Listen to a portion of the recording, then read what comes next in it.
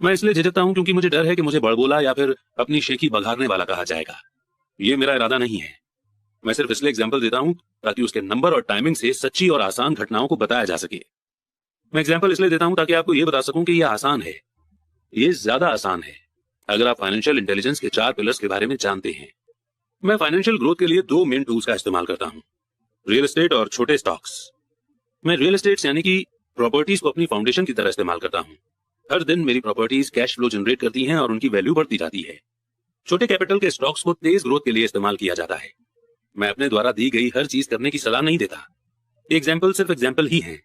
अगर अपॉर्चुनिटी बहुत कॉम्प्लेक्स है और मैं इन्वेस्टमेंट को नहीं समझ पाता हूं तो मैं इन्वेस्ट नहीं करता हूं। पैसे के बारे में फैसला लेने में हमें सिर्फ सिंपल मैथ्स और कॉमन सेंस की जरूरत होती है। एग्जाम्पल का इस्तेमाल नीचे बताए 5 कारणों से किया जाता है। 1, लोगों को ज्यादा सीखने के लिए, मोटिवेट करने के लिए। 2, लोगों को यह बताने के लिए कि अगर फाउंडेशन मजबूत है तो पैसे का महल बनाना आसान है। 3, ये बताने के लिए कि कोई भी ढेर सारा पैसा बना सकता है। 4, ये दिखाने के लिए कि आपके गोल्स को हासिल करने के करोड़ों तरीके हैं। और 5, ये बताने के लिए कि ये कोई रॉकेट साइंस नहीं है। मैं आपको एक और एग्जांपल देता हूं। 1989 में मैं ओरेगॉन के पोर्टलैंड में एक खूबसूरत जगह पर जॉगिंग किया करता था। ये एक टाउन था जहां छोटे छोटे घर बने हुए थे। वे छोटे और सुंदर थे।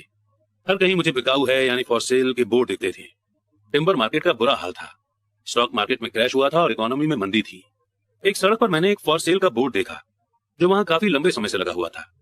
वो पुराना लग रहा था। एक दिन इसके पास से जॉगिंग करते समय मेरी मुलाकात इसके मालिक से हो गई जो परेशान दिख रहा था। मैंने पूछा, आपने अपने घर की कीमत क्या लगाई है? मालिक घूमा और कमजोर मुस्कुराहट के साथ कहा, आप कीमत लगा लें, ये 1 साल से ज्यादा समय से फॉर सेल के लिए है और अब तक इसे कोई देखने तक नहीं आया। मैं इसे देखूंगा, मैंने कहा, और आधे घंटे बाद मैंने इसे 20 लाख रुपए में खरीद लिया, जो उसके द्वारा मांगी गई कीमत से कम थी। मैंने इन 20 लाख में से 5 लाख खुद के दिए और 15 लाख रुपए का लोन लिया। ये 2 बेडरूम का छोटा सा सुंदर सा घर था जिसकी खिड़कियों पर जिंजर ब्रेड का ट्रिम बना हुआ था।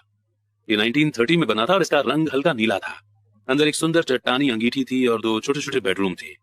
ये रेंट पर देने के लिए एक परफेक्ट घर था। इस घर की कीमत कम से कम 45 लाख होगी, जो कि मैंने 20 लाख रुपए में खरीदा था। मैंने मालिक को 45 लाख रुपए के घर के लिए 5 लाख रुपए कैश दिए और 15 लाख बैंक से लोन लेकर के दिया। लेकिन इस घर की नॉर्मल समय में कीमत कम से कम 65 लाख होगी। अभी मार्केट डाउन होने की वजह से कोई खरीद नहीं रहा था। मालिक ने 1 हफ्ते में इसे खाली कर दिया और वो इससे पीछा छुड़ाकर खुश हुआ। मेरा पहला किराएदार वहां आ गया जो कि एक लोकल कॉलेज में प्रोफेसर था। लोन की इंस्टॉलमेंट, खर्च और मैनेजमेंट फीस चुकाने के बाद हर महीने के आखिर में मेरी जेब में 4000 रुपए आते थे, जो कि बहुत बड़ी रकम नहीं थी।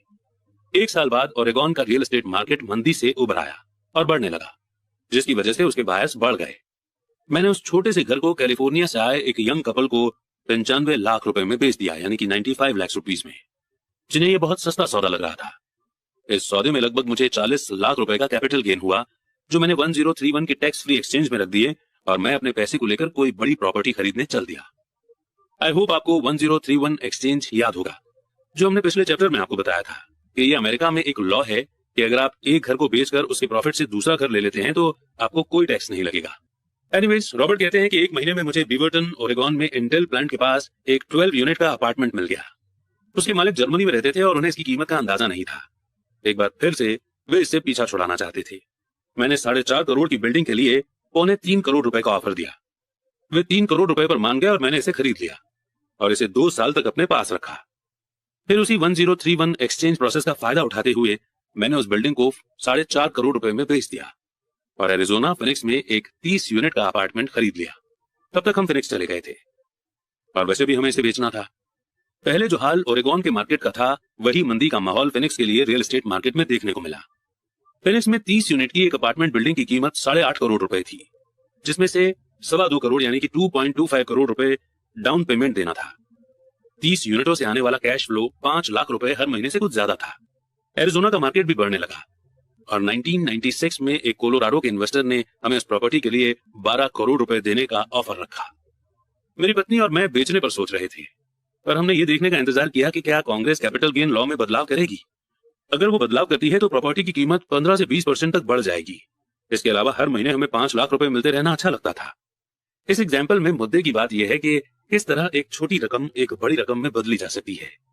एक बार फिर मैं ये कहना चाहता हूं कि इसके लिए फाइनेंशियल स्टेटमेंट्स, इन्वेस्टमेंट की स्ट्रेटेजी, मार्केट की समझ और लॉ की जानकारी होना जरूरी है। अगर लोग इन बातों के बारे में जानकारी नहीं रखते हैं तो साफ है कि वे स्टैंडर्ड सलाह को फॉलो करेंगे जो कि कहती है सेफ गेम खेलना चाहिए और सेफ इन्वेस्टमेंट पे पैसा लगाना चाहिए। सेफ इन्वेस्टमेंट के साथ प्रॉब्लम यह है कि वे मौके बहुत कम प्रॉफिट देते हैं। उन्हें इतना ज्यादा सेफ बना दिया जाता है कि उनसे मिलने वाला प्रॉफिट कम हो जाता है। ज्यादातर बड़े ब्रोकरेज हाउस रिस्क भरे सौदों से बचते हैं ताकि वे खुद की और अपने कस्टमर्स की सुरक्षा कर सकें, और ये पॉलिसी की समझदारी भी है। असली हॉट डील्स नौसिखियों को नहीं दी जाती। अक्सर बेस्ट डील्स उन लोगों के लिए रखे जाते हैं जो इस गेम को अच्छी तरह से समझते हैं, और ऐसे डील्स अमीरों को और भी ज्यादा अमीर बना देते हैं। वैसे भी इस तरह के रिस्क भरे डील नौसिखियों के सामने रखना टेक्निकल रूप से गैर कानूनी यानी कि इलीगल माना जाता है, पर ऐसा भी कभी कभार होता है। मैं जितना ज्यादा पॉलिश्ड होता जाता हूं उतने ही मौके मुझे मिलते जाते हैं। जिंदगी में फाइनेंशियल इंटेलिजेंस डेवलप करने का एक और फायदा यह होता है कि इससे आपके सामने ज्यादा मौके आते हैं, और आपकी फाइनेंशियल बुद्धि जितनी ज्यादा बढ़ती जाती है आपके लिए यह बताना आसान होता जाता है कि कोई डील अच्छा है या बुरा। आपकी बुद्धि तुरंत एक बुरे डील को पहचान सकती है या एक बुरे डील को अच्छे डील में बदल सकती है। मैं जितना ज्यादा सीखता हूं, और सीखने के लिए अभी बहुत कुछ बाकी है, मैं उतना ही ज्यादा पैसा सिर्फ इसलिए कमाता हूं क्योंकि समय के साथ साथ मेरा एक्सपीरियंस और बुद्धि बढ़ती जाती है। मेरे कुछ दोस्त अब भी सेफ गेम खेल रहे हैं और अपने प्रोफेशन में कड़ी मेहनत कर रहे हैं, पर उनकी फाइनेंशियल बुद्धि डेवलप नहीं हो पाई है, जिसे डेवलप होने में बहुत समय लगता है। मेरी टोटल फिलॉसफी है कि अपने एसेट वाले कॉलम में बीज बोना। ये मेरा फॉर्मूला है। मैं छोटे पैमाने पर शुरू करता हूं और बीज बोता हूं। कुछ बीज उग जाते हैं और कुछ नहीं उगते। हमारे रियल एस्टेट कॉर्पोरेशन में हमारे पास करोड़ों रुपए की प्रॉपर्टी है। ये हमारा अपना REIT यानी कि रियल एस्टेट इन्वेस्टमेंट ट्रस्ट है। अब मैं आपको फेट की बात बताना चाहता हूं कि इन करोड़ों में से कई प्रॉपर्टीज तो 5 लाख से 10 लाख रुपए के इन्वेस्टमेंट से शुरू हुई थी। कैश पैसे से खरीदी गई ये प्रॉपर्टीज खुशकिस्मती से तेजी से बढ़ते मार्केट में ज्यादा वैल्यू की हो गई थी, और टैक्स से फ्री रहते हुए इन्हें खरीदा और बेचा गया था, और ऐसा कई सालों तक किया गया था। हमारा एक स्टॉक पोर्टफोलियो भी है जिसे मैं और मेरी पत्नी हमारा पर्सनल म्यूचुअल फंड कहते हैं। हमारे कुछ दोस्त हमारे जैसे इन्वेस्टर्स के साथ ही बिजनेस करते हैं, जिनके पास हर महीने के इन्वेस्ट करने के लिए कुछ एक्स्ट्रा पैसा होता है। हम ज्यादा रिस्क वाली प्राइवेट कंपनियों के शेयर खरीदते हैं जो अमेरिका या कनाडा में स्टॉक एक्सचेंज पर पब्लिक होने जा रही हैं। कितनी तेजी से पैसा बढ़ता है इसका एग्जाम्पल देखें। हमने कंपनी के पब्लिक होने से पहले 25 रुपए पर शेयर के रेट पर 1 लाख शेयर खरीदे। 6 महीने बाद जब कंपनी शेयर मार्केट में रजिस्टर हो गई तो उसके शेयर का प्राइस 200 रुपए पर शेयर हो गया। ये ऐसे भी ज्यादा होगा। ऐसे भी कई साल रहे हैं जब हमारे 25 लाख रुपए 1 साल से भी कम के समय में 1 करोड़ रुपए बन गए हैं। अगर आप जानते हैं कि आप क्या कर रहे हैं तो ये जुआ नहीं है। ये जुआ तब होता अगर आप सौदे में अपना पैसा फेंक रहे हैं और भगवान से कामयाब होने की दुआ कर रहे हैं। आपको अपने टेक्निकल नॉलेज, इंटेलिजेंस और गेम के प्रति प्रेम की जरूरत होगी ताकि रिस्क कम से कम रहे। वैसे रिस्क तो होता ही है। ये फाइनेंशियल इंटेलिजेंस होती है जिससे आपकी सक्सेस के मौके बढ़ जाते हैं। इसी कारण जो चीज एक आदमी के लिए रिस्क भरी होती है वो दूसरे आदमी के लिए उतनी रिस्क भरी नहीं होती। यही वो बेसिक कारण है जिसकी वजह से मैं लोगों को लगातार मोटिवेट करता हूं कि वे स्टॉक, रियल एस्टेट या दूसरे मार्केट में इन्वेस्ट करने के बजाय फाइनेंशियल इंटेलिजेंस में इन्वेस्ट करें। आप जितने ज्यादा स्मार्ट होंगे आपके सक्सेसफुल होने के मौके उतने ही ज्यादा होंगे। मैं खुद जिन स्टॉक्स में इन्वेस्ट करता हूं उनमें बहुत ज्यादा रिस्क होता है और इसलिए मैं उन्हें रिकमेंड नहीं करता हूं। मैं इस गेम को 1979 से खेल रहा हूं और मैंने इसमें काफी एक्सपीरियंस हासिल कर लिया है। पर अगर आप दोबारा पढ़ेंगे कि इस तरह के इन्वेस्टमेंट ज्यादातर लोगों के लिए रिस्क भरे क्यों हैं, तो आप अपनी जिंदगी को अलग अलग तरह से बना सकेंगे, जिससे 2.5 लाख रुपीज से 1 साल में 10 लाख रुपीज बनाना आपके लिए कम रिस्क भरा होगा। जैसा पहले ही कहा जा चुका है कि मैंने जो लिखा है मैं आपको वैसा करने की सलाह नहीं देता हूं। मैं सिर्फ आपको यह समझाना चाहता हूं कि यह आसान है और संभव है। मेरा पर्सनल बेस रियल एस्टेट है। मैं रियल एस्टेट पसंद करता हूं क्योंकि यह परमानेंट और धीमी गति से चलने वाला है। मैं सॉलिड बेस को पसंद करता हूं। कैश फ्लो भी आमतौर पर स्टेबल ही होता है और अगर इसे अच्छी तरह से मैनेज किया जाए तो इसकी कीमतें बढ़ने की संभावना भी अच्छी होती है। रियल एस्टेट की सॉलिड फाउंडेशन होने के कारण मैं रिस्क भरे स्टॉक्स खरीदने का खतरा मोल ले सकता हूं। अगर मुझे स्टॉक मार्केट में अच्छा प्रॉफिट होता है तो मैं प्रॉफिट पर कैपिटल गेन्स टैक्स देता हूं और बची हुई रकम को रियल एस्टेट में लगा देता हूं ताकि मैं और एसेट खरीद सकूं। रियल एस्टेट पर एक और बात, मैं दुनिया भर में घूमा हूं और मैंने हर जगह इन्वेस्ट करना सिखाया है। हर शहर में मुझे यह सुनने में आया है कि रियल एस्टेट को सस्ते में नहीं खरीदा जा सकता। ये मेरा एक्सपीरियंस नहीं है। न्यूयॉर्क या टोक्यो में या शहर से थोड़ा सा दूर ऐसे शानदार मौके हैं जिन्हें ज्यादातर लोग नजरअंदाज कर देते हैं। सिंगापुर में जहां अभी रियल एस्टेट की कीमतें बहुत ज्यादा चल रही हैं, ऐसी बहुत सी प्रॉपर्टीज हैं जो चंद मिनटों की ड्राइविंग की दूरी पर हैं। इसलिए जब भी मैं किसी को यह कहते सुनता हूं कि आप यहां ऐसा नहीं कर सकते, तो मैं उन्हें याद दिलाता हूं कि शायद आपको यह कहना चाहिए कि मैं नहीं जानता कि यहां ऐसा कैसे किया जा सकता है। अभी तक गोल्डन अपॉर्चुनिटीज को आपकी आंखें नहीं देख सकती, उन्हें आपके दिमाग से देखा जा सकता है।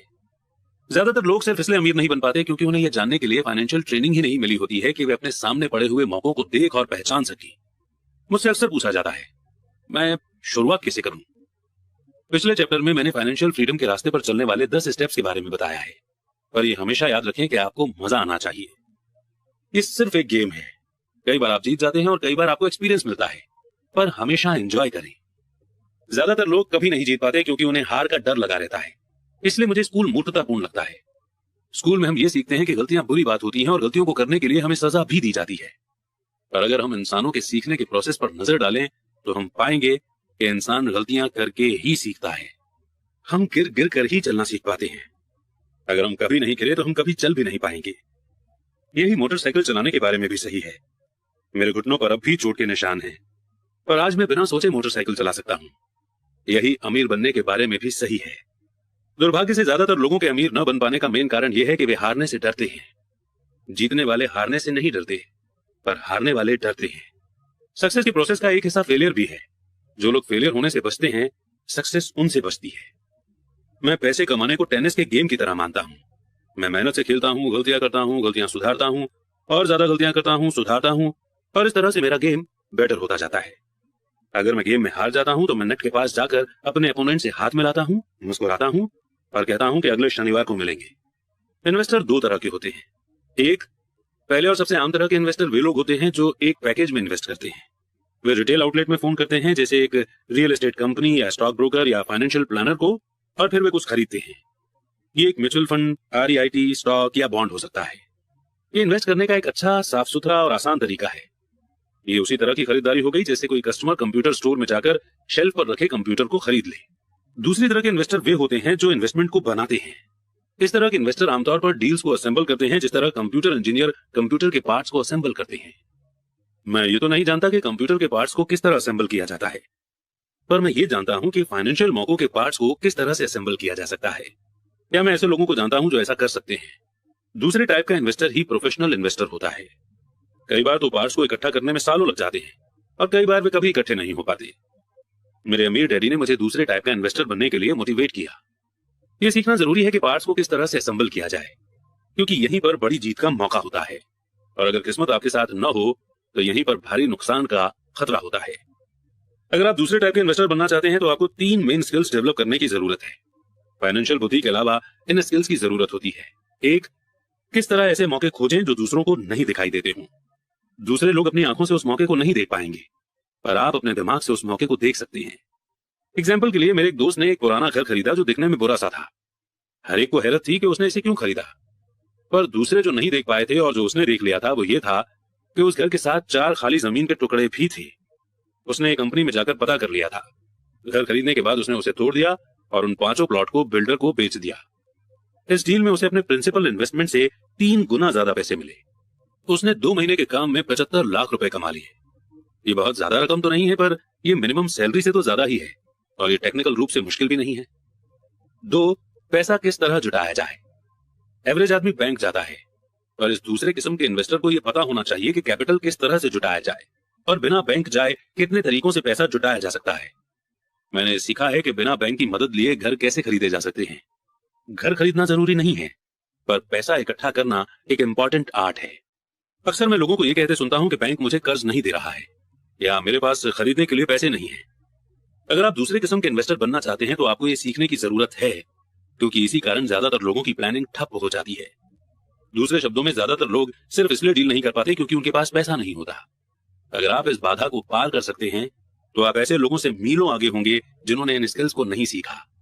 ऐसे कई मौके आए हैं जब मैंने घर या स्टॉक या अपार्टमेंट बिल्डिंग को खरीदा है, जबकि मेरे बैंक में एक पैसा भी नहीं था। मैंने एक अपार्टमेंट हाउस को 12 लाख में खरीदा। मैंने इसके लिए कॉन्ट्रैक्ट किया जो कि बायर और सेलर के बीच में रिटर्न कॉन्ट्रैक्ट था। फिर मैंने 1 लाख का डिपॉजिट इकट्ठा किया, जिससे मुझे बाकी पैसे को जुटाने के लिए 90 दिन की मोहलत मिल गई। मैंने ऐसा क्यों किया? क्योंकि मैं जानता था कि इसकी असली कीमत 20 लाख थी। मैंने इस पैसे को कभी भी नहीं जुटाया। इसके बजाय जिस आदमी ने मुझे 1 लाख दिए थे, उसने मुझे 50,000 रुपए भी दिए ताकि वो मेरी जगह पर आ जाए, और इस तरह वो मेरी जगह पर आ गया और मैं उस इन्वेस्टमेंट से बाहर निकल गया। इस काम में मेरे कुल 3 दिन लगे। एक बार फिर मैं ये कहना चाहता हूं कि आप क्या खरीदते हैं ये इंपॉर्टेंट नहीं है। इंपॉर्टेंट ये है कि आप कितना जानते हैं। इन्वेस्ट करना खरीदना नहीं होता है, ये नॉलेज है। 3, किस तरह स्मार्ट लोगों को ऑर्गेनाइज किया जाए। ऐसे लोग समझदार होते हैं जो या तो अपने से ज्यादा समझदार लोगों के साथ काम करते हैं या उन्हें काम पर रखते हैं। जब भी आपको सलाह की जरूरत हो तो यह पक्का कर लें कि आपका एडवाइजर समझदार हो।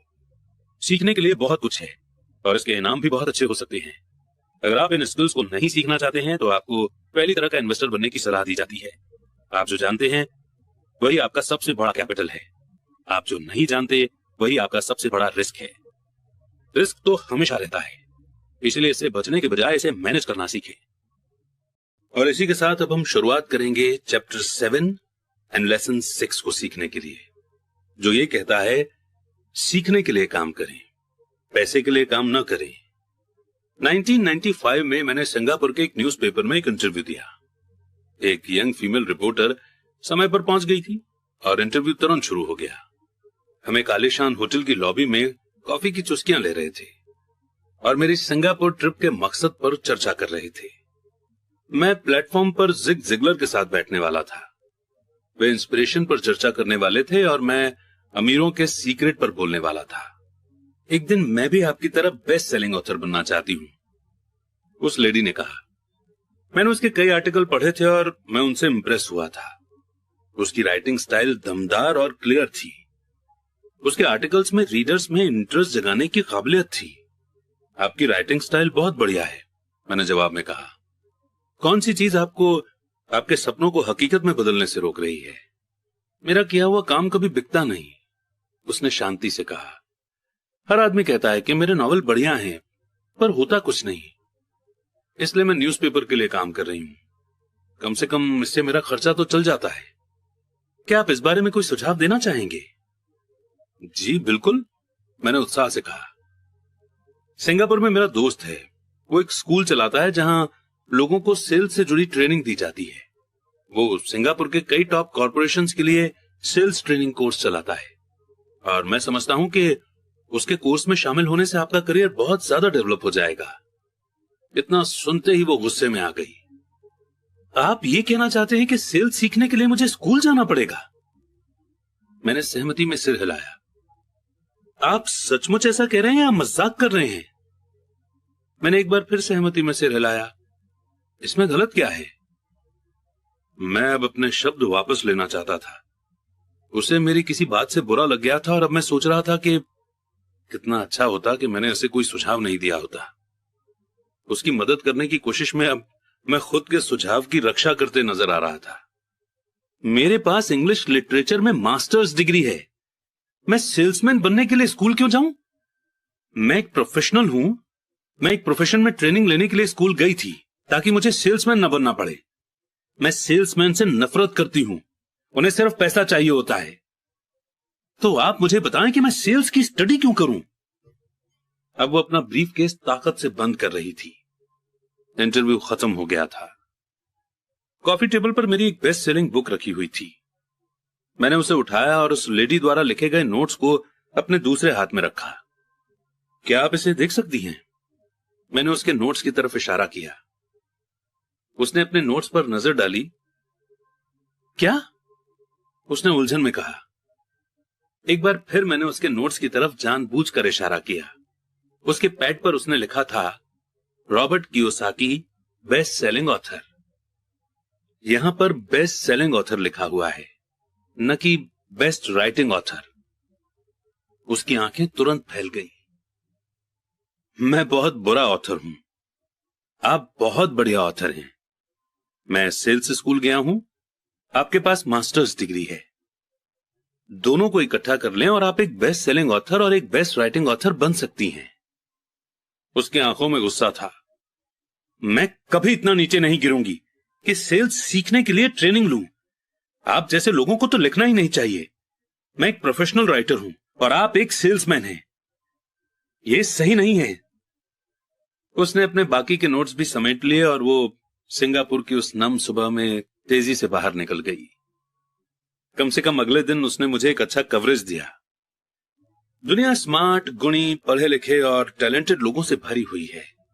हम उनसे हर दिन मिलते हैं। वे हमारे चारों तरफ हैं। कुछ दिन पहले मेरी कार में कुछ गड़बड़ आ गई थी। मैं एक गैरेज गया और एक यंग मैकेनिक ने उसे मिनटों में ही ठीक कर दिया। इंजन की आवाज सुनकर ही उसे समझ में आ गया था कि गड़बड़ कहां थी। मैं हैरान था। दुखद सच तो यह है कि टैलेंट ही काफी नहीं होता। मुझे लगातार ये देख देख कर झटका लगता है कि टैलेंटेड लोग कितना कम कमा पाते हैं। मैंने अभी हाल ही में सुना है कि 5% से भी कम इंडियन एक साल में 12 लाख से ज्यादा कमा पाते हैं। मैं ऐसे टैलेंटेड और वेल एजुकेटेड लोगों से मिला हूं जो एक साल में 5 लाख रुपए से भी कम कमा पाते हैं। मेडिकल बिजनेस में एक्सपर्टीज रखने वाला एक प्रोफेशनल कंसल्टेंट मुझे बता रहा था कि कितने डॉक्टर, डेंटिस्ट और दूसरे लोग पैसे की प्रॉब्लम से जूझ रहे हैं। और मेरी सोच ये थी कि एक बार डॉक्टर बनने के बाद तो पैसा उनके घर बरसने लगता होगा। इस कंसल्टेंट ने मुझे एक बढ़िया बात कही। वो बड़ी दौलत से सिर्फ एक स्किल दूर हैं। इस लाइन का मतलब यह है कि ज्यादातर लोगों को सिर्फ एक और स्किल सीखने की जरूरत होती है और इसके बाद उनकी इनकम अपने आप बहुत ज्यादा बढ़ जाएगी। मैं ये पहले ही बता चुका हूं कि financial intelligence, accounting, investment, marketing और लॉ का कॉम्बिनेशन है। इन 4 टेक्निकल स्किल्स को मिला दें और पैसे से पैसा बनाना ज्यादा आसान हो जाएगा। जब पैसे की बात आती है तो ज्यादातर लोगों में सिर्फ ज्यादा कड़ी मेहनत करने की एबिलिटी होती है। स्किल्स के कॉम्बिनेशन का एक अच्छा एग्जाम्पल न्यूज़पेपर की उस रिपोर्टर का है। अगर वो सेल्स और मार्केटिंग के फील्ड में स्किल हासिल कर ले तो उसकी इनकम हवा से बातें कर सकती है। अगर मैं उसकी जगह होता तो मैं एडवर्टाइज, कॉपीराइटिंग और सेल्स के कोर्स में शामिल हो जाता। फिर न्यूज़पेपर में काम करने के बजाय मैंने किसी एडवर्टाइजिंग एजेंसी में जॉब खोजी होती।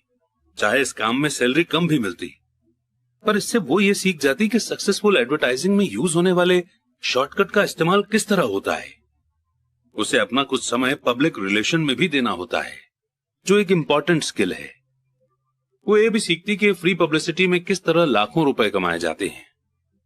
फिर रातों और वीकेंड्स में वो अपना नॉवेल पूरा कर सकती थी। जब वो पूरा हो जाता तो वो अपनी बुक को बेचने के लिए ज्यादा अच्छी सिचुएशन में होती। फिर कुछ ही समय में वो एक बेस्ट सेलिंग ऑथर हो सकती थी।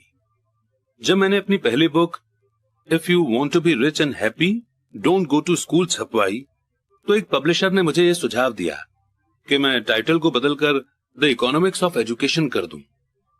मैंने पब्लिशर से साफ कह दिया कि इस तरह के टाइटल से बुक की सिर्फ 2 कॉपी ही बिकेंगी। एक तो मेरा परिवार खरीदेगा और दूसरा मेरा सबसे अच्छा दोस्त, और वो दोनों ही इसे मुफ्त में पाने की आशा करेंगे।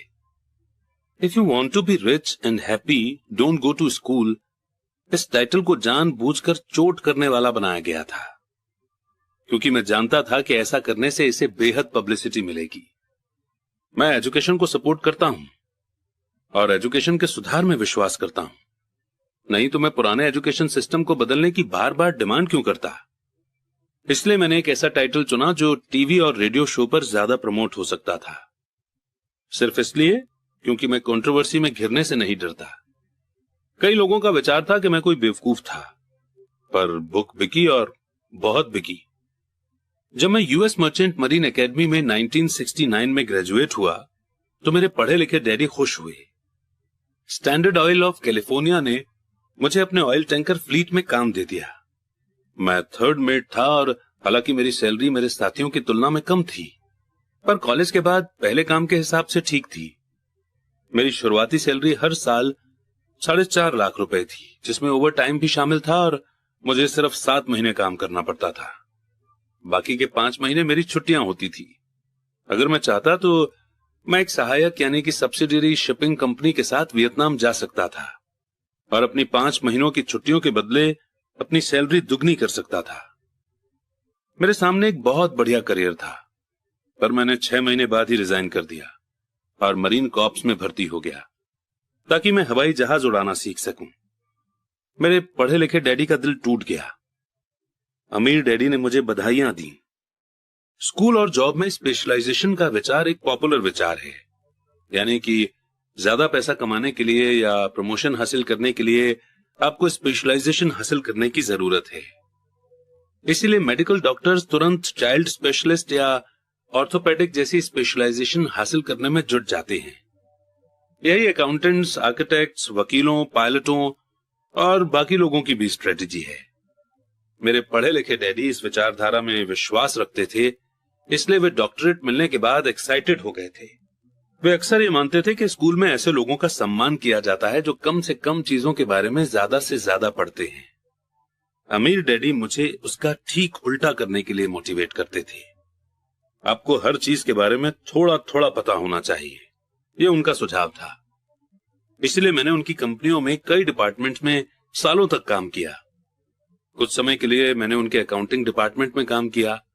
हालांकि मैं कभी अकाउंटेंट नहीं बन सकता था, पर वे चाहते थे कि मैं उस डिपार्टमेंट में रहकर उसके बारे में मोटी मोटी बातें समझ लूं। अमीर डैडी जानते थे कि मैं वहां की वोकैबुलरी को समझ लूंगा कि क्या इंपॉर्टेंट होता है और क्या नहीं।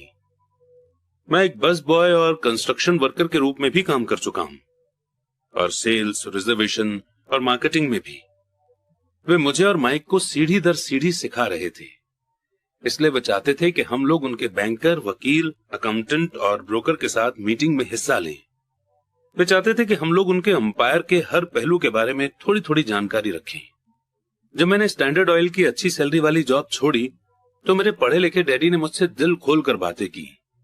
उन्हें कुछ समझ में नहीं आ रहा था। वे मेरे फैसले के पीछे के कारण को नहीं समझ पा रहे थे, क्योंकि जिस जॉब को मैंने छोड़ा था उसमें सैलरी अच्छी थी, बेनिफिट्स बहुत अच्छे थे, खाली समय भी बहुत मिलता था और प्रमोशन के भी बहुत अच्छे मौके थे। जब एक शाम उन्होंने मुझसे पूछा कि तुमने जॉब क्यों छोड़ दी, तो मेरे लाख कोशिश करने के बाद भी मैं उन्हें इसका कारण नहीं समझा सका। मेरे तर्क उनके तर्क के दायरे में फिट नहीं हो पा रहे थे। प्रॉब्लम यह थी कि मेरा तर्क मेरे अमीर डैडी का तर्क था। मेरे पढ़े लिखे डैडी के लिए जॉब की सिक्योरिटी ही सब कुछ थी, जबकि मेरे अमीर डैडी के लिए सीखना ही सब कुछ था। पढ़े लिखे डैडी का मानना था कि मैं शिप का ऑफिसर बनने की एजुकेशन लेने के लिए स्कूल गया था, जबकि अमीर डैडी जानते थे कि मैं इंटरनेशनल बिजनेस को स्टडी करने के लिए स्कूल गया था। तो एक स्टूडेंट की तरह मैं सदर ईस्ट और साउथ पैसिफिक जाने वाले जहाजों पर, ऑयल टैंकरों और पैसेंजर जहाजों पर काम करता रहा। अमीर डैडी इस बात पर जोर देते थे कि मैं यूरोप की तरफ जाने वाले जहाजों के बजाय पैसिफिक ओशियन पर अपना ध्यान फोकस करूं, क्योंकि भविष्य के देश एशिया में हैं, यूरोप में नहीं। जबकि मेरे ज्यादातर क्लासमेट्स, जिनमें माइक भी शामिल था, अपने घरों पर पार्टी और मौज मस्ती करते थे, तब मैं Japan, Taiwan, Thailand, Singapore, Hong Kong, Vietnam, Korea और फिलीपींस में बिजनेस लोगों और बिजनेस करने के स्टाइल और कल्चर के बारे में जान रहा था। मैं भी पार्टी कर रहा होता था, पर अपने घर पर नहीं। मेरी नॉलेज बहुत तेजी से बढ़ रही थी। पढ़े लिखे डैडी कभी नहीं समझ सके कि मैंने ये जॉब क्यों छोड़ी और इसके बाद मरीन कॉर्प्स में क्यों शामिल हुआ। मैंने उन्हें बता दिया कि मैं जहाज उड़ाना सीखना चाहता हूं, पर असल में मैं ट्रूप का लीडर बनना सीखना चाहता था। अमीर डैडी ने मुझे बता रखा था कि कंपनी चलाने का सबसे मुश्किल काम था लोगों से काम लेना। उन्होंने 3 साल तक आर्मी में काम किया था। मेरे पढ़े लिखे डैडी ने ऐसा कभी नहीं किया था। अमीर डैडी ने मुझे बताया कि खतरनाक सिचुएशन में किस तरह लोगों को लीड किया जाए। जो चीज तुम्हें अगली सीखनी चाहिए वो है लीडरशिप। उन्होंने कहा, अगर आप एक अच्छे लीडर नहीं हैं तो आप पर पीछे से भी गोली चलाई जा सकती है, जैसा बिजनेस में किया जाता है। 1973 में वियतनाम से लौटने पर मैंने कमीशन से इस्तीफा दे दिया। हालांकि मैं हवाई जहाज उड़ाना पसंद करता था, मैं जेरोक्स कंपनी में काम करने लगा। मैंने इसमें एक वजह से जॉब की थी। मैं एक शर्मीला आदमी था और सेल्स का आइडिया मुझे दुनिया का सबसे डरावना टॉपिक लगता था। जेरोक्स अमेरिका में सेल्स ट्रेनिंग प्रोग्राम में बहुत बढ़िया कंपनी मानी जाती थी। अमीर डैडी को मुझ पर गर्व था। मेरे पढ़े लिखे डैडी को मुझ पर शर्म आती थी। एक इंटेलेक्चुअल होने के नाते वे सोचते थे कि सेल्समैन उनके नीचे के लेवल के होते हैं। मैंने जेरोक्स में 4 साल तक काम किया, जब तक कि मुझे दरवाजे खटखटाने और रिजेक्ट कर दिए जाने के डर से आजादी नहीं मिल गई। एक बार मैं कंपनी के टॉप 5 बेस्ट सेल्समैन में आने लगा तो मैंने एक बार फिर इस्तीफा दे दिया और आगे बढ़ गया। एक बार फिर से मैंने एक अच्छी खासी कंपनी के साथ अपना बढ़िया करियर छोड़ दिया था। 1977 में मैंने अपनी पहली कंपनी खोली। अमीर डैडी ने मुझे और माइक को कंपनियां चलाने की ट्रेनिंग दे रखी थी, तो अब मुझे उन्हें एस्टेब्लिश करना ही सीखना था। मेरा पहला प्रोडक्ट था नायलॉन और वेलक्रो का वॉलेट, जो फार ईस्ट में बनता था और समुद्री जहाज से न्यूयॉर्क में एक वेयर हाउस तक आता था। मेरी फॉर्मल एजुकेशन पूरी हो चुकी थी और अब मेरे स्किल्स को टेस्ट करने का समय आ गया था। अगर मैं फेल होता तो मैं दिवालिया हो गया होता। अमीर डैडी का मानना था कि 30 साल के पहले ही दिवालिया होना सबसे अच्छा होता है, आपके पास संभलने का मौका होता है। उनकी सलाह थी। मेरे 30वें जन्मदिन की शाम को मेरा पहला शिपमेंट कोरिया से न्यूयॉर्क के लिए रवाना हुआ। आज मैं इंटरनेशनल लेवल पर बिजनेस करता हूं और जैसे मेरे अमीर डैडी मुझे एनकरेज किया करते थे, मैं डेवलपिंग कंट्रीज पर फोकस करता हूं। आज मेरी इन्वेस्टमेंट कंपनी दक्षिण अमेरिका, एशिया, नॉर्वे और रूस में इन्वेस्ट करती है। एक कहावत है, जॉब एक शॉर्ट फॉर्म है जस्ट ओवर ब्रोक का, और दुर्भाग्य से एक करोड़ों लोगों के लिए सही साबित होता है, क्योंकि स्कूल ये नहीं समझाता कि फाइनेंशियल बुद्धि भी बुद्धि का ही एक रूप है। इसलिए ज्यादातर एम्प्लॉय या मजदूर अपने साधनों के अंदर रह रहे हैं। वे मेहनत करते हैं और अपने बिल चुकाते हैं। एक और डरावनी मैनेजमेंट थ्योरी है, काम करने वाले इसीलिए कड़ी मेहनत करते हैं ताकि उन्हें जॉब से न निकाल दिया जाए, और मालिक उन्हें सिर्फ इतना देते हैं ताकि काम करने वाले काम छोड़कर न चले जाएं। अगर आप ज्यादातर कंपनियों की सैलरी देखें तो आप पाएंगे कि इस बात में थोड़ी बहुत सच्चाई तो है। इसका कुल नतीजा ये होता है कि ज्यादातर एम्प्लॉय आगे नहीं बढ़ पाते। वे वही करते हैं जो उन्हें सिखाया जाता है। सिक्योर जॉब खोज लो। ज्यादातर काम करने वाले कम समय के इनाम जैसे सैलरी और दूसरे फायदों के लिए काम करते हैं, पर लॉन्ग टर्म के नजरिए से ये उनके लिए नुकसान का सौदा साबित होता है। इसके बजाय मैं यंग लोगों को यही सलाह दूंगा कि जॉब खोजते समय वे इस बात पर कम ध्यान दें कि वे कितना कमा रहे हैं, और इस बात पर ज्यादा ध्यान दें कि वे कितना सीख रहे हैं। रास्ते पर आगे की तरफ देखकर ये तय करें कि किसी खास प्रोफेशन को चुनने के पहले और रैट रेस में फंसने के पहले वे कितने स्किल्स में माहिर होना चाहते हैं। जेरी मैगवायर फिल्म में टॉम क्रूज का बहुत बढ़िया रोल था और इस फिल्म में कई बहुत जोरदार डायलॉग थे। शायद सबसे यादगार लाइन थी, मुझे पैसा दिखाओ। और एक और लाइन थी जो मेरे हिसाब से ज्यादा सच्ची थी। ये उस सीन में थी जहां टॉम क्रूज फर्म छोड़कर जा रहा है। उसे जॉब से निकाल दिया गया है और वो पूरी कंपनी से पूछता है, मेरे साथ कौन आना चाहता है? और सब लोग चुपचाप और शॉक्ड खड़े रहते हैं। सिर्फ एक औरत बोलती है, मैं आना तो चाहती हूं, पर मेरा 3 महीने में प्रमोशन होने वाला है। ये लाइन शायद पूरी फिल्म की सबसे सच्ची बात है। ये उस तरह का स्टेटमेंट है जो बिल चुकाने के लिए मेहनत करने वाले लोग हमेशा इस्तेमाल करते हैं। मैं जानता हूं कि मेरे पढ़े लिखे डैडी हर साल सैलरी बढ़ने की आशा लगाए रखते थे और हर साल उन्हें निराशा होती थी। इसलिए वे फिर से स्कूल जाकर और ज्यादा क्वालिफिकेशन हासिल करते थे ताकि उन्हें एक और सैलरी इंक्रीमेंट मिल सके। पर एक बार फिर उन्हें निराशा ही हाथ लगती थी। मैं अक्सर लोगों से ये सवाल पूछता हूं, रोजमर्रा के ये काम आपको कहां ले जा रहे हैं? छोटे हैमस्टर की तरह लोगों को यह देखना चाहिए कि उनकी कड़ी मेहनत का नतीजा क्या निकल रहा है, उनका भविष्य कैसा होगा।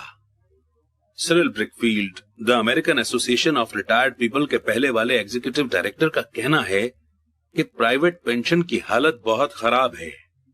पहली बात तो यह है कि आज काम करने वालों में से 50% को कोई पेंशन नहीं मिलेगी। इसी बात से चिंता होनी चाहिए। और बाकी बचे 50% में से भी 75 से 80% लोगों को मामूली पेंशन मिलेगी, जो हर महीने 5500 रुपए या 10,000 रुपए या 20,000 रुपए होगी। अपनी बुक द रिटायरमेंट मिथ में क्रेग एस कापेल लिखते हैं, मैं एक बड़ी नेशनल पेंशन एडवाइजरी फर्म के हेड ऑफिस में गया और मैं मैनेजिंग डायरेक्टर से मिला जिसकी एक्सपर्टीज बढ़िया रिटायरमेंट प्लान्स तैयार करने में थी। जब मैंने उससे पूछा कि छोटे ऑफिस में काम करने वाले लोगों को पेंशन से कितनी इनकम की उम्मीद करनी चाहिए, तो उसने विश्वास भरी मुस्कुराहट के साथ कहा, सिल्वर बुलेट। Silver bullet? इसका क्या मतलब होता है? मैंने पूछा। उसने अपने कंधे उचकाए। अगर बुजुर्गों को यह लगता है कि बुढ़ापे में उनके पास जिंदा रहने के लिए काफी पैसे नहीं हैं, तो वे अपने आप को गोली मार सकते हैं।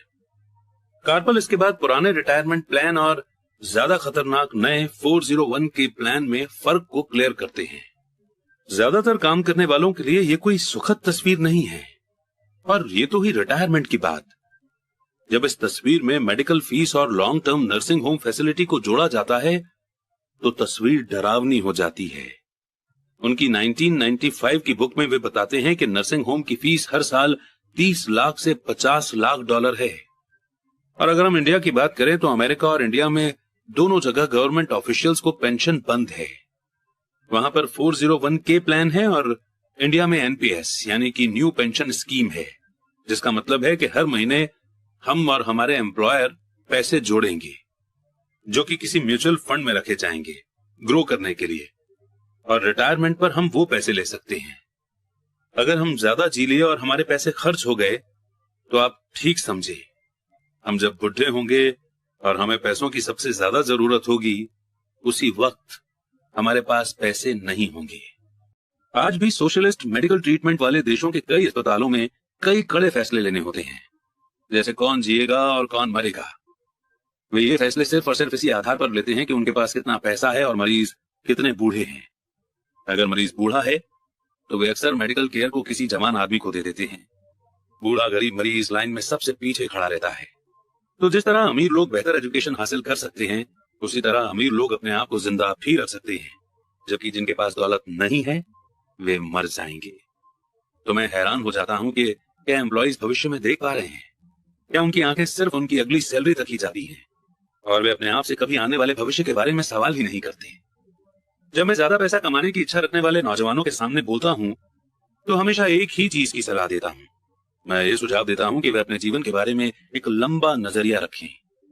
सिर्फ पैसे और सुरक्षा के लिए काम करने के बजाय जो फिलहाल जरूरी है, मैं सुझाव देता हूं कि वे एक और काम करने लगे जो इन्हें एक और स्किल सिखा दे। अगर वे सेल्स टेक्निक सीखना चाहते हैं तो अक्सर मैं उनसे किसी नेटवर्क मार्केटिंग कंपनी में शामिल होने के लिए कहता हूं, जिसे मल्टी लेवल मार्केटिंग भी कहा जाता है। इनमें से कुछ कंपनियों के ट्रेनिंग प्रोग्राम बहुत बढ़िया होते हैं, जो लोगों के मन से झिझक और नाकामयाबी का डर निकाल देते हैं, जो लोगों के फेल होने का मेन कारण होते हैं। लंबे समय में एजुकेशन या नॉलेज पैसे से ज्यादा कीमती होती है।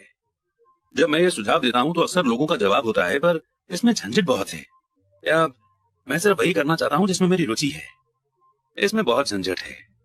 इसके जवाब में मैं पूछता हूं, तो आप जिंदगी भर सिर्फ इसलिए काम करते रहेंगे ताकि आपकी इनकम में से 50% आप गवर्नमेंट को दे दें? दूसरा रिस्पॉन्स, मैं सिर्फ वही करना चाहता हूं जिसमें मेरी रुचि है। इसके जवाब में मैं ये कहता हूं कि मैं जिम जाने में बिल्कुल रुचि नहीं रखता, पर मैं वहां इसलिए जाता हूं ताकि मैं ज्यादा फिट हो सकूं और ज्यादा समय तक जिंदा रह सकूं। दुर्भाग्य से उस पुरानी कहावत में कुछ सच्चाई है। आप एक बूढ़े कुत्ते को नई चालबाजी नहीं सिखा सकते। जब तक कोई आदमी खुद को बदलने के लिए तैयार न हो, बदलना बहुत मुश्किल होता है। पर उन लोगों के लिए जो कुछ नया सीखने के विचार से मोटिवेट हो सकते हैं और जो राह पर खड़े हैं, मेरा सुझाव यही है, जिंदगी बहुत हद तक जिम जाने की तरह है। इसमें सबसे दर्द भरा हिस्सा वहां जाने का फैसला लेना है। एक बार जब आप ये फैसला कर लेते हैं तो बाकी सब आसान हो जाता है। ऐसे कई दिन आए हैं जब मैं जिम जाने के नाम से कांप जाता हूं, पर एक बार जब मैं वहां पहुंच जाता हूं और काम शुरू कर देता हूं तो मुझे इसमें मजा आने लगता है। जब मैं वहां से निकलता हूं तो मुझे हमेशा खुशी होती है कि मैं वहां गया था।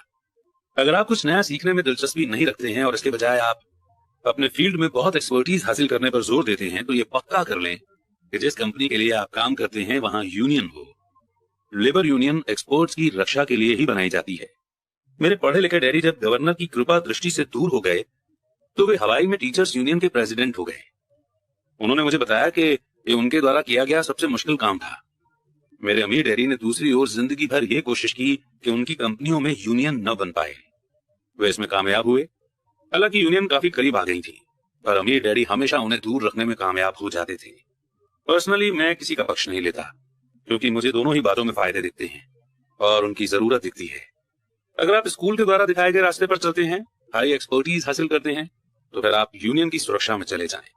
एग्जाम्पल के लिए, अगर मैं अपने हवाई जहाज उड़ाने के करियर में गया होता तो मैंने एक ऐसी कंपनी पसंद की होती जिसकी पायलट यूनियन बहुत तगड़ी होती। क्यों? क्योंकि मेरी जिंदगी सिर्फ एक स्किल को सीखने के लिए समर्पित होती, जिसकी वैल्यू सिर्फ एक इंडस्ट्री में ही हो सकती थी। अगर मुझे उस इंडस्ट्री से निकाल दिया गया होता तो मेरे स्किल्स किसी दूसरे इंडस्ट्री में उतने काम के नहीं होते। अगर किसी सीनियर पायलट को निकाल दिया जाए जिसके पास 1 लाख घंटे का फ्लाइंग एक्सपीरियंस हो, और जो हर साल $15 लाख कमा रहा हो, उसे स्कूल टीचिंग में इतनी ज्यादा कमाई वाली बराबरी की जॉब ढूंढने में बहुत दिक्कत आएगी। स्किल्स एक इंडस्ट्री से दूसरी इंडस्ट्री में ट्रांसफर नहीं होती, क्योंकि एयरलाइन इंडस्ट्री में जिन स्किल्स की जरूरत होती है और जिसके लिए पायलट को ज्यादा सैलरी दी जाती है, वे स्कूल सिस्टम में उतने इंपॉर्टेंट नहीं होते। आज डॉक्टरों के लिए भी ये सही है। मेडिकल फील्ड में इतने बदलाव हो रहे हैं, कई मेडिकल एक्सपर्ट मेडिकल ऑर्गेनाइजेशन जैसे HMO से जुड़ना पसंद करते हैं। स्कूल के टीचर्स को यूनियन का मेंबर होना पड़ता है। आज अमेरिका में टीचर्स की यूनियन सबसे बड़ी और अमीर लेबर यूनियन है। NEA यानी कि नेशनल एजुकेशन एसोसिएशन के पास बहुत ज्यादा पॉलिटिकल इन्फ्लुएंस है। टीचर्स को अपनी यूनियन की सुरक्षा की जरूरत होती है, क्योंकि एजुकेशन के बाहर उनकी स्किल्स की वैल्यू रिलेटिवली काफी कम होती है। तो रूल ये है, एक्सपर्टीज हासिल करो और यूनियन बना लो। स्मार्ट लोग यही करते हैं। जब मैं अपनी क्लास से पूछता हूं कि आप में से कितने मैकडॉनल्ड से अच्छा हैमबर्गर बना लेते हैं, तो लगभग सभी स्टूडेंट्स अपने हाथ खड़े कर देते हैं। मैं फिर पूछता हूं, अगर आप में से ज्यादातर बेहतर हैमबर्गर बना लेते हैं, तो ऐसा क्यों होता है कि मैकडॉनल्ड आपसे ज्यादा पैसा बना लेता है? जवाब साफ है, मैकडॉनल्ड बिजनेस सिस्टम में आपसे अच्छा है। ज्यादातर टैलेंटेड लोग सिर्फ इसलिए गरीब होते हैं क्योंकि वे अपना सारा ध्यान बेहतर हैमबर्गर बनाने में लगाते हैं और बिजनेस सिस्टम के बारे में कुछ नहीं जानते। हवाई में मेरा एक दोस्त है जो एक कमाल का आर्टिस्ट है। वो काफी पैसा कमा लेता है। एक दिन उसकी माँ के वकील ने उसे बताया कि उसकी माँ ने अपने बेटे के नाम पर $35,000 छोड़े हैं। ये रकम गवर्नमेंट और वकीलों द्वारा अपना हिस्सा लेने के बाद बची थी। तुरंत उसने इस पैसे को ऐड करके अपने बिजनेस को बढ़ाने का सोचा। 2 महीने बाद उसका पहला पूरा पेज का एक कलरफुल एड एक जानी मानी मैगजीन में पब्लिश हुआ, जिसके रीडर बहुत अमीर लोग थे। ये एड 3 महीने तक चला। उसे एड के लिए कोई जवाब नहीं मिला और उसकी सारी पूंजी इस एड में खत्म हो गई और अब वो मैगजीन पर केस ठोकना चाहता है। एक ऐसे आम आदमी का एग्जाम्पल है जो कि एक बेहतरीन हैमबर्गर बना सकता है, पर बिजनेस की समझ बिल्कुल नहीं रखता। जब मैंने उससे पूछा कि उसने क्या सीखा, तो उसका जवाब सिर्फ यही था कि ऐड करने वाले लोग धोखेबाज होते हैं। मैंने फिर उससे पूछा कि क्या वो सेल्स में या डायरेक्ट मार्केटिंग में कोई कोर्स करना चाहता है, तो उसका जवाब था, मेरे पास समय नहीं है और मैं अपना पैसा बर्बाद नहीं करना चाहता। दुनिया टैलेंटेड गरीब लोगों से भरी पड़ी है। अक्सर वे या तो गरीब हैं या फिर पैसे की प्रॉब्लम से जूझ रहे हैं या अपनी स्किल से कम पैसा कमा रहे हैं, और इसकी जिम्मेदार उनकी नॉलेज नहीं है, बल्कि उनकी नॉलेज की कमी है। वे एक बेहतर हैमबर्गर बनाने के स्किल्स को पैना करने में ही लगे रहते हैं और हैमबर्गर को बेचने और उसे घर तक पहुंचाने की एफिशिएंसी पर बिल्कुल भी ध्यान नहीं देते हैं। शायद मैकडॉनल्ड सबसे अच्छा हैमबर्गर नहीं बनाता है, पर वे एक एवरेज हैमबर्गर को बेचने और उसे घर तक पहुंचाने में बेस्ट हैं। गरीब डैडी चाहते थे कि मैं स्पेशलाइजेशन हासिल करूं। उनका विचार था कि अगर मैं ऐसा करूंगा तो मुझे ज्यादा सैलरी मिलेगी। हालांकि उन्हें हवाई के गवर्नर ने साफ कह दिया था कि वे स्टेट गवर्नमेंट के लिए अब काम नहीं कर सकते। फिर भी मेरे पढ़े लिखे डैडी मुझे स्पेशलाइजेशन हासिल करने के लिए एनकरेज किया करते थे। मेरे पढ़े लिखे डैडी ने टीचर्स यूनियन का काम संभाल लिया था और वे हाईली एजुकेटेड और स्किल्ड प्रोफेशनल्स के लिए और ज्यादा सुरक्षा और फायदों के लिए कैंपेन छेड़ रहे थे। अब मैं इस बात पर काफी बहस हुई, पर मैं जानता हूं कि वे इस बात पर कभी सहमत नहीं हुए कि ज्यादा स्पेशलाइजेशन के कारण ही यूनियन की प्रोटेक्शन की जरूरत होती है। वे ये कभी नहीं समझ पाए कि आप जितनी ज्यादा स्पेशलाइजेशन हासिल कर लेते हैं, उतने ही ज्यादा आप जाल में फंस जाते हैं और आप अपनी स्पेशलाइजेशन पर डिपेंडेंट हो जाते हैं। अमीर डैडी की सलाह यह थी कि माइक और मैं खुद को ग्रो करें। कई कॉर्पोरेशंस यही करते हैं। वे बिजनेस स्कूल के किसी यंग टैलेंटेड स्टूडेंट को चुन लेते हैं और फिर उस आदमी को इस तरह से डेवलप करते हैं ताकि एक दिन वो कंपनी की जिम्मेदारी संभाल सके। और ये यंग टैलेंटेड एम्प्लॉय किसी एक डिपार्टमेंट में एक्सपर्ट नहीं होते। वे बिजनेस सिस्टम के सभी पहलुओं की जानकारी के लिए इस डिपार्टमेंट से उस डिपार्टमेंट तक का काम करना सीखते हैं। अमीर लोग अक्सर अपने बच्चों या दूसरे के बच्चों को इसी तरह से डेवलप करते हैं। ऐसा करने से उनके बच्चों को बिजनेस का पूरा प्रोसेस अच्छी तरह से समझ आ जाता है और वे ये भी समझ जाते हैं कि किस तरह अलग अलग डिपार्टमेंट में तालमेल होता है। सेकेंड वर्ल्ड वॉर की पीढ़ी में एक कंपनी से दूसरी कंपनी में जाना बुरा समझा जाता था। आज इसे स्मार्ट समझा जाता है, क्योंकि लोग ज्यादा स्पेशलाइजेशन हासिल करने के बजाय इस कंपनी को बदलकर दूसरी कंपनी में जाना पसंद करेंगे। तो क्यों न कमाने के बजाय सीखने पर फोकस किया जाए। कम समय में हो सकता है कि आपकी इनकम कम हो, पर लंबे समय में इससे आपको बहुत ज्यादा फायदा होगा। सक्सेस के लिए जिन मेन मैनेजमेंट स्किल्स की जरूरत होती है वे हैं 1. कैश फ्लो का मैनेजमेंट, 2. सिस्टम्स का मैनेजमेंट, आपके और आपके परिवार के साथ समय को मिलाकर, 3. लोगों का मैनेजमेंट। सबसे इंपॉर्टेंट स्किल्स सेल्स और मार्केटिंग की समझ होती है। सेल्समैनशिप ही पर्सनल सक्सेस की चाबी है, इसलिए आपको दूसरे आदमी के साथ कम्युनिकेशन में माहिर होना चाहिए, चाहे वो कोई कस्टमर हो, एम्प्लॉय हो, बॉस हो, पत्नी हो या फिर बच्चे हों। कम्युनिकेशन स्किल्स जैसे लिखना, बोलना और सौदेबाजी यानी बार्गेनिंग करना कामयाब जीवन के लिए बहुत जरूरी है। ये एक ऐसी स्किल है जिस पर मैं लगातार मेहनत करता हूँ और अपनी नॉलेज को बढ़ाने के लिए कोर्सेज में भाग लेता हूँ या एकेडमिक टेप खरीदता रहता हूँ।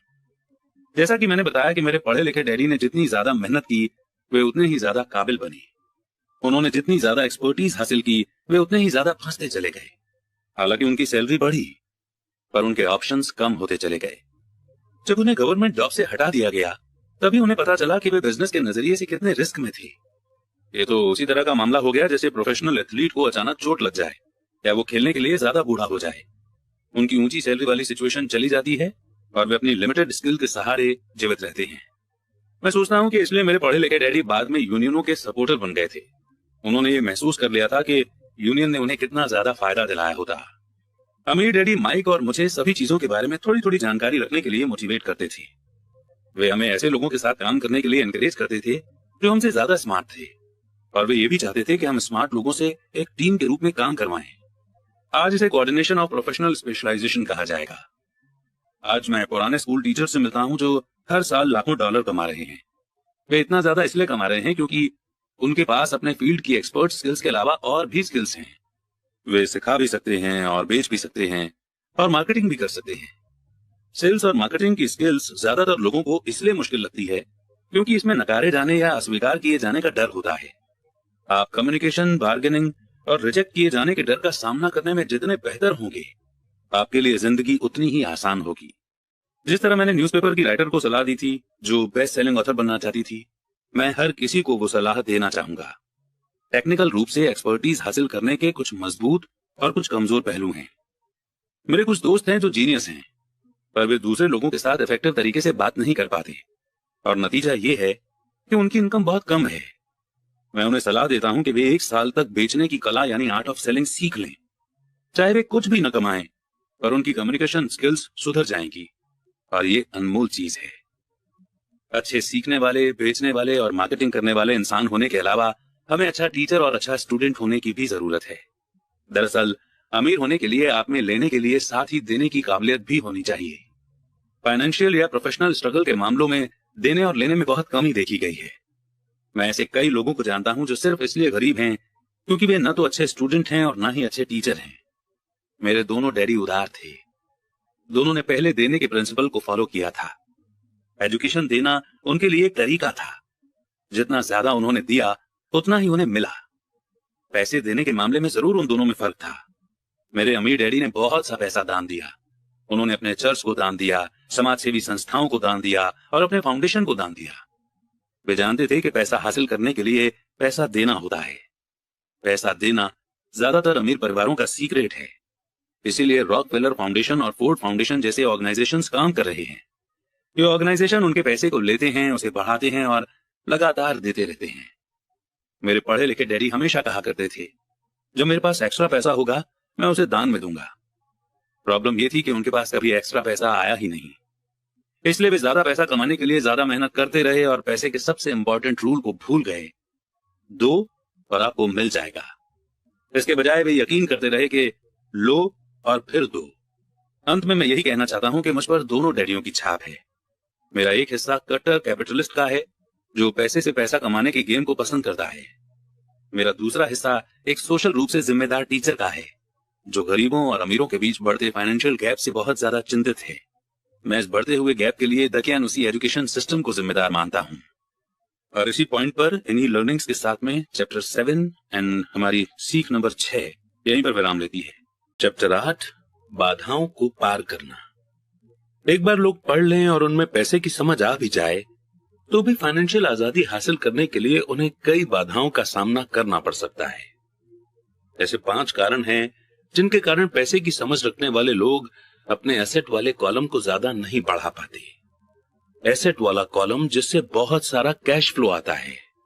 एसेट वाला कॉलम जो उन्हें अपने सपने की जिंदगी जीने का मौका देता है और अपने बिल चुकाने के लिए हरदम काम करने के झंझट से आजादी दे सकता है।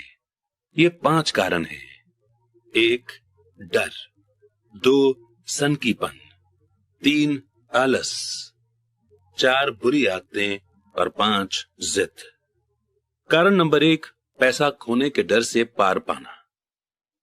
मैं कभी किसी ऐसे इंसान से नहीं मिला जिसे पैसे का नुकसान अच्छा लगता हो, और मैं कभी किसी ऐसे अमीर आदमी से भी नहीं मिला जिसने कभी भी पैसे का नुकसान न उठाया हो। पर मैं ऐसे बहुत से गरीब लोगों से मिला हूं जिन्होंने एक भी पैसा नहीं खोया है इन्वेस्टमेंट में। पैसा खोने का डर नेचुरल है, ये हर आदमी को होता है, अमीरों को भी। पर यह डर प्रॉब्लम नहीं है।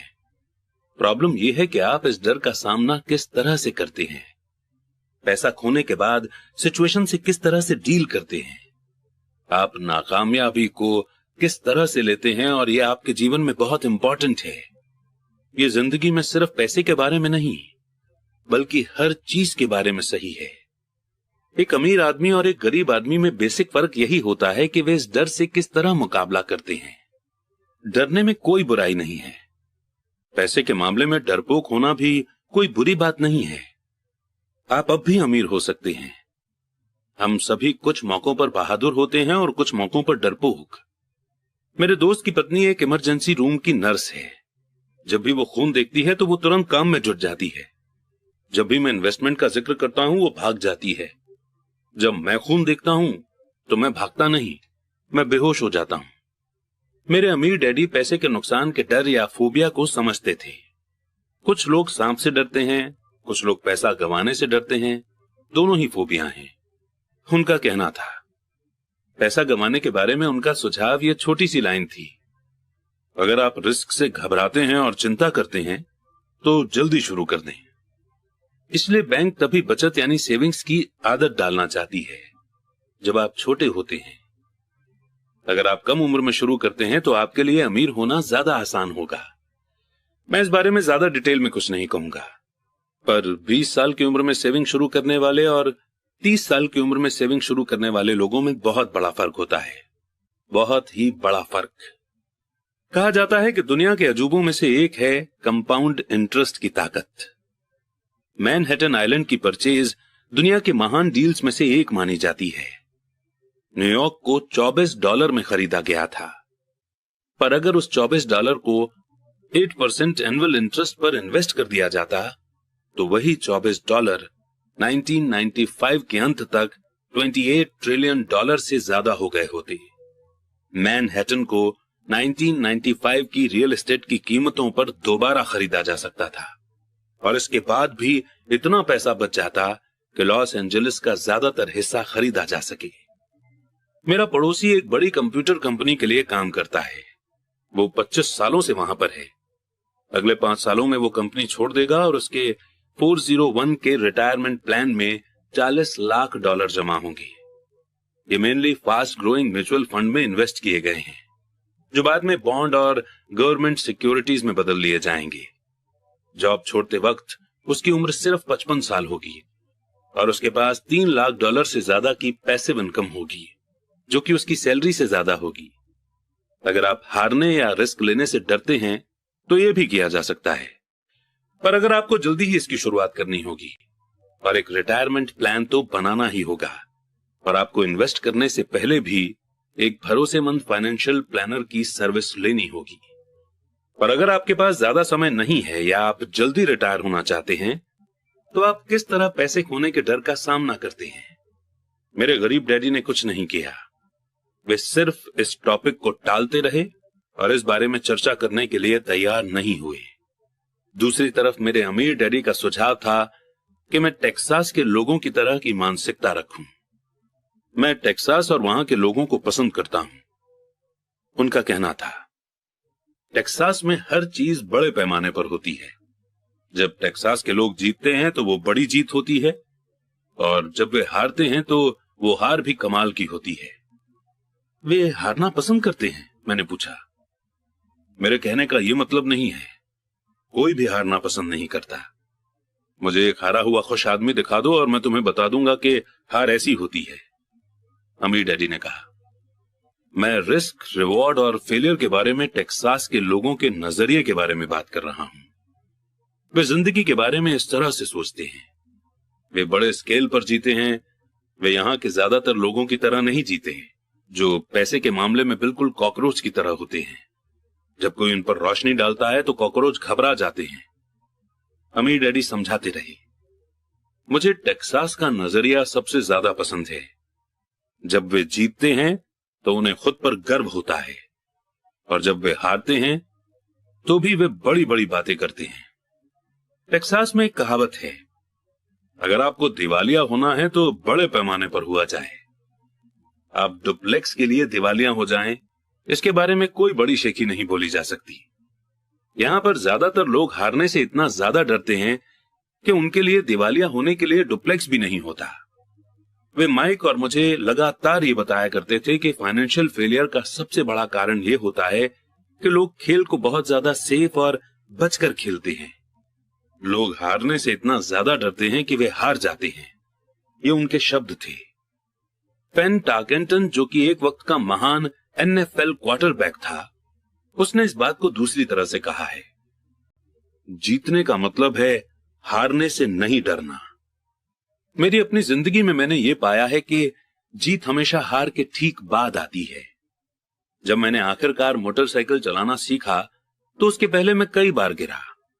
मैं आज तक किसी गोल्फर से नहीं मिला हूं जिसने कोई गोल्फ बॉल न गुमा दी हो। मैं आज तक ऐसे प्रेमियों से भी नहीं मिला हूं जिनका दिल कभी न टूटा हो, और आज तक कभी ऐसे अमीर आदमी से भी नहीं मिला हूं जिसने कभी पैसा न गवाया हो। तो ज्यादातर लोग फाइनेंशियल तौर पर इसलिए नहीं जीत पाते क्योंकि उन्हें अमीर होने की खुशी से पैसा खोने का दर्द कहीं ज्यादा होता है। टेक्सास में एक और कहावत है, हर आदमी स्वर्ग जाना चाहता है पर मरना कोई नहीं चाहता। ज्यादातर लोग अमीर होने का सपना देखते हैं पर पैसा खोने के विचार से कांप जाते हैं, इसीलिए वे कभी स्वर्ग नहीं पहुंच पाते। अमीर डैडी माइक और मुझे टेक्सास में अपनी ट्रिप्स के बारे में कहानियां सुनाया करते थे। अगर आप सचमुच ये सीखना चाहते हैं कि रिस्क को, हार और फेलियर को किस तरह से संभाला जाए, तो सैन एंटोनियो जाकर अलेमो को देखो। अलेमो उन बहादुर लोगों की महान कथा है जिनके पास सक्सेस की कोई उम्मीद नहीं थी, फिर भी ये जानते हुए उन्होंने लड़ने का ऑप्शन चुना। उन्होंने समर्पण करने के बजाय मरने का ऑप्शन चुना। ये पढ़ने लायक मोटिवेशनल स्टोरी है। वैसे ये एक दुखद मिलिट्री की हार है। वे आखिरकार फेल हुए, वे हार गए। तो टेक्सास के लोग किस तरह फेलियर का सामना करते हैं? वे अब भी चिल्लाते हैं, अलेमो को याद रखो। माइक और मैंने ये कहानी कई बार सुनी। जब भी अमीर डैडी किसी बड़े डील को करने वाले होते थे और वे नर्वस होते थे, तब वे हमें ये कहानी सुनाया करते थे। जब भी वे काफी मेहनत कर चुके होते और या तो मामला सही हो जाता था या बिगड़ जाता था, तब वे हमें ये कहानी सुनाया करते थे। हर बार जब वे गलती करने या पैसा गंवाने से डरते थे, तब वे हमें यही कहानी सुनाया करते थे। इससे उन्हें ताकत मिलती थी, क्योंकि ये कहानी उन्हें याद दिलाती थी कि किस तरह पैसे के नुकसान को फाइनेंशियल जीत में बदला जा सकता है। अमीर डैडी जानते थे कि फेलियर उन्हें ज्यादा मजबूत और स्मार्ट बनाएगी। ऐसा नहीं था कि उन्हें हारना पसंद था या वे हारना चाहते थे। वे सिर्फ इतना जानते थे कि वे कौन थे और वे किस तरह हार का सामना करेंगे। वे नुकसान उठा लेंगे और फिर उसे जीत में बदल देंगे।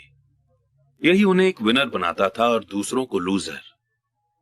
इससे उन्हें रिस्क उठाने के लिए अपनी लिमिट से आगे जाने की हिम्मत मिलती थी, जबकि बाकी लोग उस सीमा के पार नहीं जा पाते थे। इसीलिए मैं टेक्सास के लोगों को इतना पसंद करता हूं। उन्होंने एक बड़े फेलियर को लिया और उसे एक टूरिस्ट डेस्टिनेशन के रूप में बदल लिया, जिससे करोड़ों की इनकम हो रही है। पर उनके सबसे गहरे शब्द शायद ये हैं, टेक्सास के लोग अपनी हार को दफनाते नहीं हैं, वे उनसे इंस्पिरेशन लेते हैं।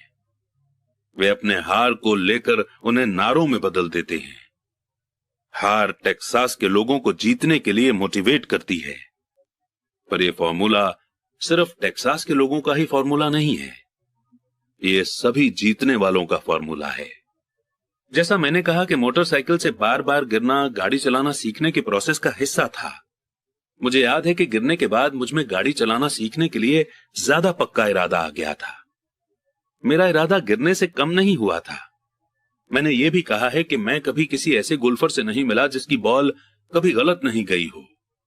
किसी टॉप के प्रोफेशनल गोल्फर के लिए बॉल खोना या टूर्नामेंट हारना उसे ज्यादा बेहतर बनने, कड़ी मेहनत करने और ज्यादा प्रैक्टिस करने के लिए मोटिवेट करता है।